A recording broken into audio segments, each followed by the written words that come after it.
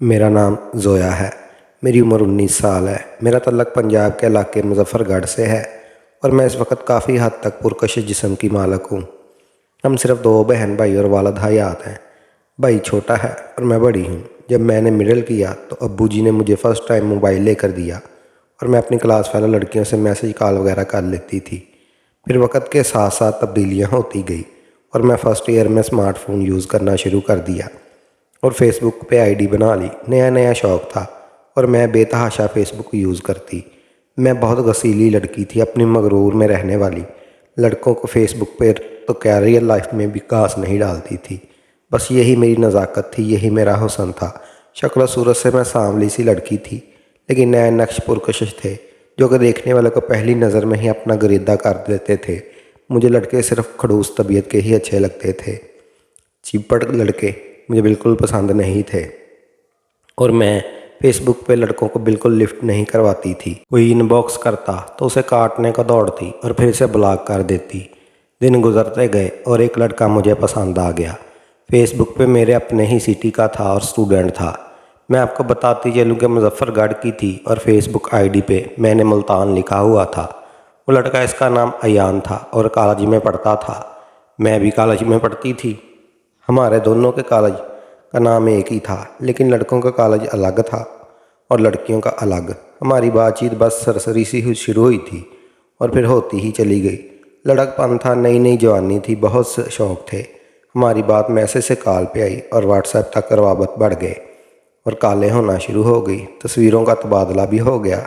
अयान बहुत हैंडसम लड़का था, हमको पता भी नहीं चला और हमें बातों बातों में प्यार हो गया और फिर तो रवाबत का एक सिलसिला ही चल निकला।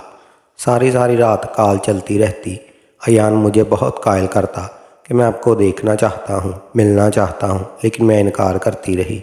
एक दिन मैंने अयान से पूछा कि आप मुज़फ़्फ़रगढ़ में कौन सी जगह पे रहते हैं। उसने गांव का नाम बताया। मैंने अयान का गांव देखा हुआ था क्योंकि अयान के गांव में मेरे अब्बू के अजीज़ रहते थे और हम लोग अब्बू के साथ कई बार अयान के गांव गए हुए थे।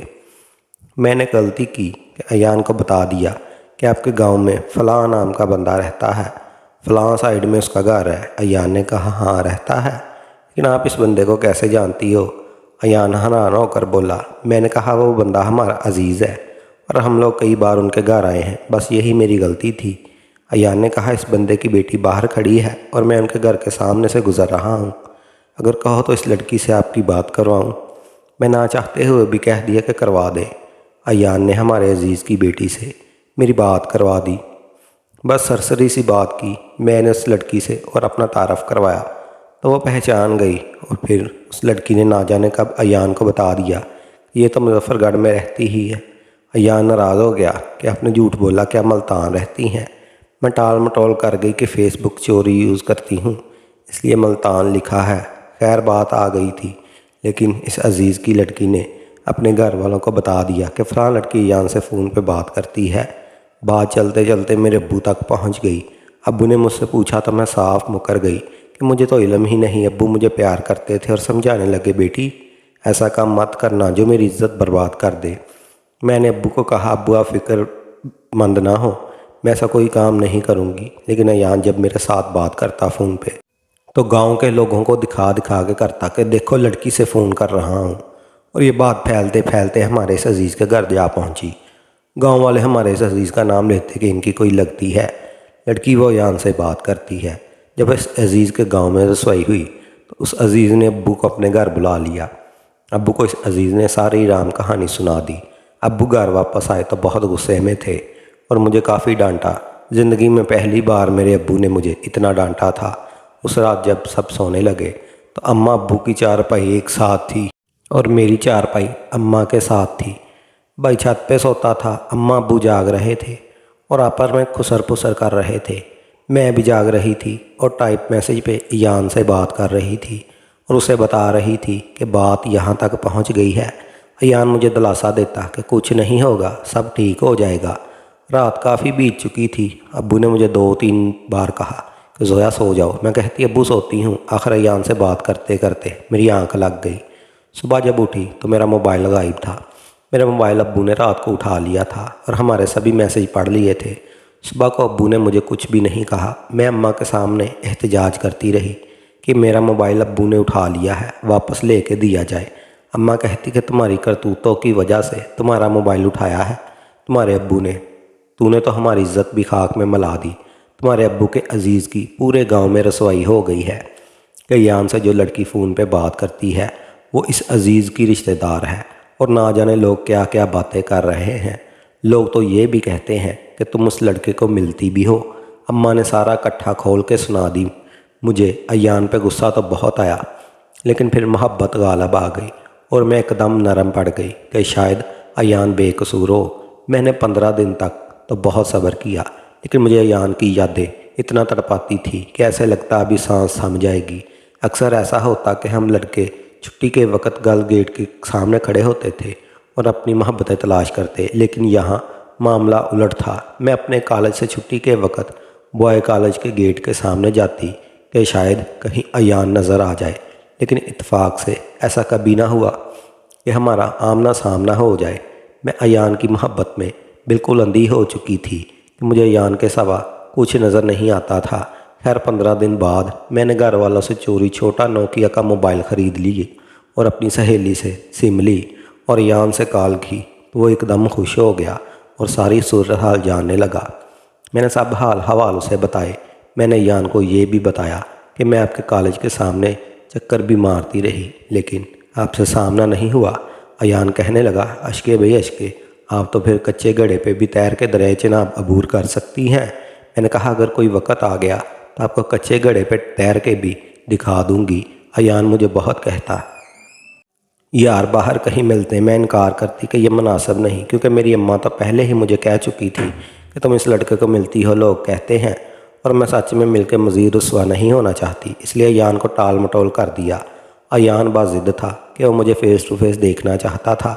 मैं मोहब्बत अंधी लड़की उसे अपने घर का एड्रेस बता दिया कि हमारे घर के सामने से गुजरे, मैं दरवाजे में आऊँगी। अयान का कॉलेज भी हमारे घर के साथ ही था, वो अपनी बाइक पे कॉलेज जाता था। एक दिन हमारा प्रोग्राम बना कि अयान मुझे देखने आ रहा था और मैंने दरवाजे में खड़े होना था। अयान ने मुझे बताया कि वो फ़िक्स इतने टाइम पे हमारे दरवाजे के सामने से गुजरेगा, और मैं उसी टाइम पे दरवाजे में खड़ी हो गई। अयान गुजरा और मैंने गौर से उसे देख लिया और उसने मुझे देख लिया। वो कॉलेज के यूनिफॉर्म में था, सांवला सा था, लेकिन पुरकशिश लड़का था। फिर तो अयान दूसरे तीसरे दिन मुझे गुजरते हुए देखता। वो पहले कॉलेज जाता, मैं बाद में। एक दिन ऐसे ही मैं कॉलेज जा रही थी। उस दिन अयान लेट आया था। हमारे घर से काफ़ी दूर अचानक पीछे से किसी ने हॉर्न दिया तो मैं एकदम डर के साइड पे हो गई।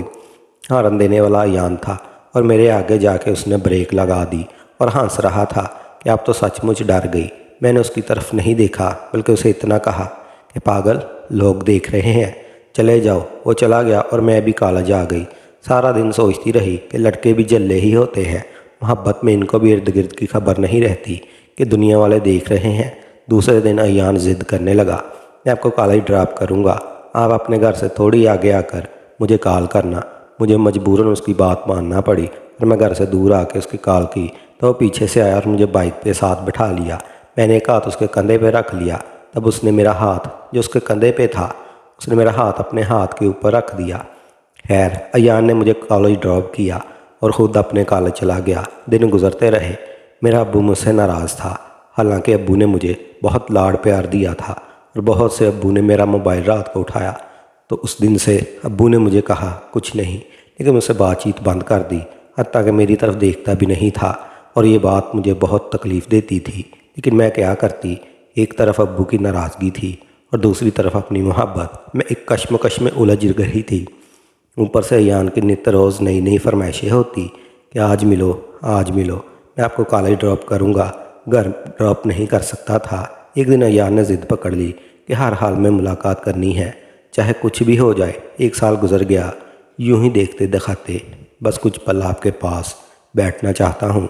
मैं उसकी मोहब्बत में अंधी लड़की एक बार फिर उसके सामने हार गई और अपनी मुलाकात यूं तय हुई कि अभी कॉलेज से छुट्टी करेंगे और अभी कॉलेज से छुट्टी करूँगी, लेकिन घर से निकलेंगे कॉलेज के लिए ही।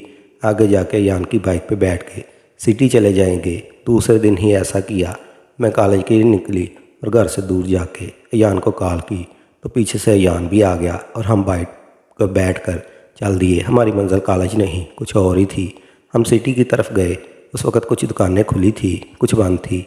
अयान ने मुझे कुछ गिफ्ट लेकर दिए और कुछ गिफ्ट मैंने अयान को दिए। फिर घूमते घमाते हम सिटी से बाहर निकल आए और एक वीरान जगह में पेट्रोल पंप था। उस पंप के पीछे खेतों में जाके हम बैठ गए। लेकिन अभी 2-4 मिनट ही हुए थे। वहाँ बैठ के हमें पंप वालों ने देख लिया और 2-3 आदमी जमा हो गए। हम डर के मारे जल्दी जल्दी वहाँ से भाग खड़े हुए।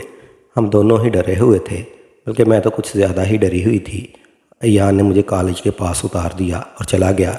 मैं डरी सहमी थी कि अब क्या किया जाए। खैर मैं वापस घर लौट आई और अम्मा को बहाना कर दिया कि तबीयत ठीक नहीं थी, इसलिए कॉलेज नहीं गई।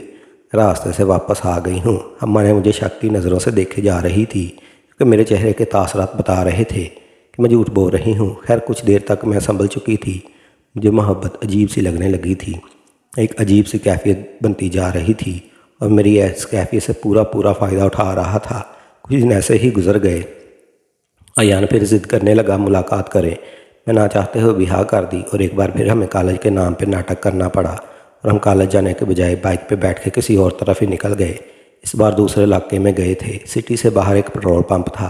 उस पंप के पास खेत थे। वहाँ बैठ गए। 5-10 मिनट गुजर गए। अयान ने मुझे कहा नकाब उतार दें। मैंने नकाब उतार दिया। अभी हम बातें ही कर रहे थे कि पेट्रोल पंप वालों ने हमें पकड़ लिया और वो अयान को पकड़ लिया। हमने बहुत झूठ बोले कि हम मियाँ बीवी हैं। हमारे पास तो काले बैग भी थे। वो लोग कहते कि पुलिस को बुलाते हैं। मेरी तो जान ही निकल गई डर के मारे। अब मैं अच्छी तरह रसवाई होगी। वो लोग अयान को डांट रहे थे और मुझे मौका मिल गया। मैं तो आना फाना एक तरफ को भाग पड़ी। फसलों की ओट लेटी काफ़ी दूर निकल गई और फिर मेन सड़क पर चढ़ गई। मैं बहुत खौफ ज़्यादा थी कि ना जाने क्या बनेगा, क्योंकि मुझे डर था कि वो लोग मुझे पकड़ ना लें और पुलिस के हवाले ना कर दें, क्योंकि ऐसा हो जाता तो मेरी ज़िंदगी ही बर्बाद हो जाती और मेरे बाप की इज़्ज़त खाक में मिल जाती। मैं सड़क पर चढ़ के अपने हवास बहाल किए और खरमा सड़क के किनारे चलती रही कि शायद कोई सवारी मिल जाए। तकदीर की कोई सवारी भी नहीं मिली और मैं चलती रही। अचानक पीछे से किसी ने हॉर्न दिया तो मैंने पलट कर देखा तो अयान था। मैं उछल पड़ी कि लोगों ने उसे छोड़ कैसे दिया। वो लोग तो कह रहे थे कि पुलिस के हवाले कर देंगे। अयान ने बाइक मेरे पास रोकी और कहा बैठो। मैं अयान के पीछे बैठ गई। अयान ने कहा चले। मैंने कहा हाँ, छोड़ो मुझे बस घर, मेरी तबीयत बहुत ख़राब हो गई है। अयान ने मुझे बहुत दिलासे दिए कि कुछ नहीं होगा, बस तबीयत टल गई। मैंने पूछा कि इन लोगों ने तुमको कैसे छोड़ दिया। अयान कहने लगा एक आदमी आ गया था, रहम दिल था। उसने कहा कि सच बता दे क्या कर रहे थे तो आपको छोड़ देंगे। मैंने फिर सच बता दिया कि मेरी दोस्त थी और हम बस ऐसे बैठे गपशप लगा रहे थे। तब उस आदमी ने दूसरों को कहकर छोड़ दिया। अयान ने मुझे घर से थोड़ी दूर उतार दिया। मैं जैसे तैसे घर पहुंच गई। आज फिर मुझे माँ को बहाना करके दिखाना पड़ा कि चक्कर आ रहे थे, कॉलेज नहीं गई, रास्ते से वापस आ गई हूँ। माँ मुझे मशकूक नज़रों से देखने लगी। माएँ बहुत तजर्बाकार होती हैं, बेटियों के सब हालात जानती हैं, बस बहरमा कर लेती हैं बेटियों का। मेरी माँ ने मुझे कहा जोया आपको चक्कर क्यों आ रहे हैं। मैंने कहा माँ बस सर में दर्द है। मैं समझ गई कि चक्कर आने से अम्मा कुछ और ही समझ बैठी थी। तभी मुझे सर से पाँव तक गौर से देख रही थी, जबकि ऐसी कोई बात नहीं थी। चक्करों का तो बस बहाना था, जान जो छुड़वानी थी।